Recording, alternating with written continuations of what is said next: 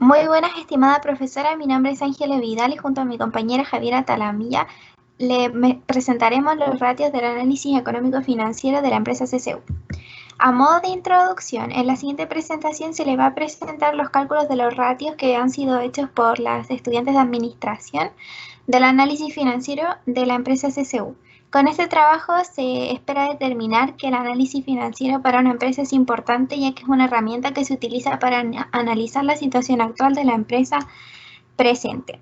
Bueno, voy a comenzar con los ratios. Nosotras hemos calculado todos los ratios de la empresa, sin embargo, le presentaremos la tabla resumen con los que se han considerado más importantes.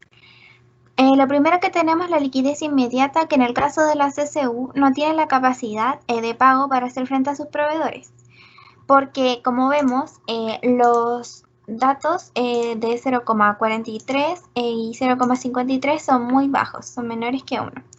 En cuanto al intervalo de defensa, que va de lo más líquido a lo menos líquido, todos los gastos que tiene la empresa, como costo de venta, gasto de distribución, entre otros, y se ve que la empresa no tiene cómo hacer frente a estos gastos. Y si la empresa no asume que no tiene liquidez, puede ser fatal para su futuro. Por tanto, es importante que ésta se dé cuenta y tome acción sobre esto para que no tenga efectos negativos. Sin embargo, se puede ver que a pesar de eso puede tener un poco de liquidez como en el gráfico, ya que es mayor al intervalo de defensa para hacer frente a algunas situaciones.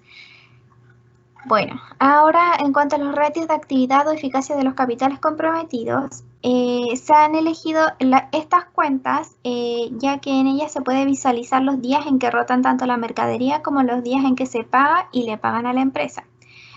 Bueno, primero tenemos en el gráfico el periodo promedio de permanencia de las existencias, la rotación en días que rota realmente el inventario. Mientras más días es peor, ¿ya? Por lo tanto debe ir disminuyendo.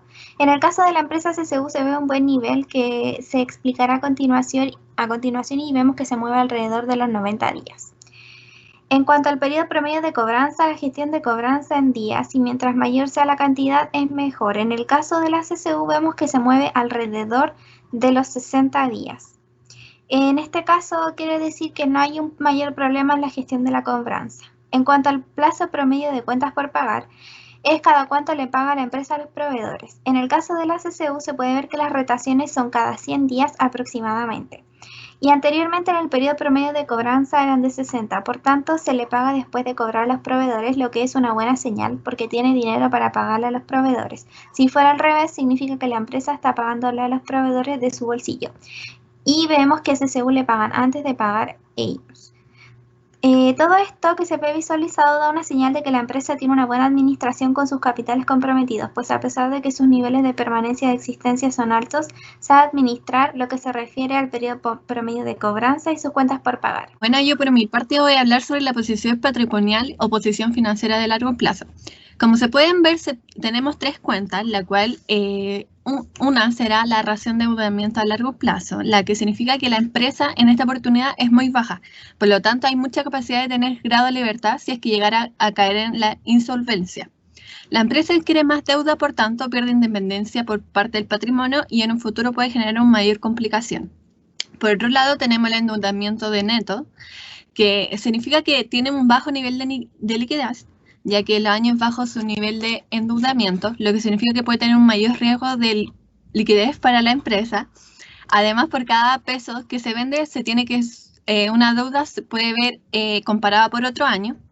Y en el caso de la empresa, alrededor del 27 al 30%, lo cual es una buena señal.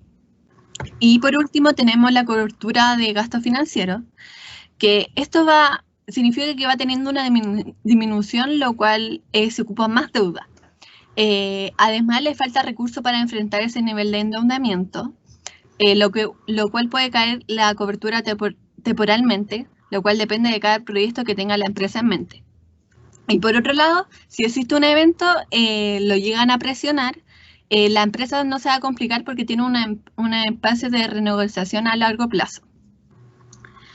Y más abajo tenemos la cuenta posición económica de la empresa.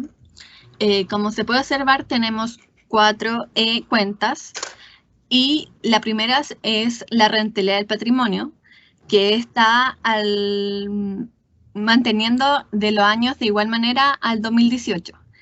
Por ejemplo, que tiene una alta rentabilidad y en el año 2019 bajó su rentabilidad. Esto se puede hacer debido a las crisis sanitarias que se está viendo hoy en día y por lo cual no puede invertir tanto capital.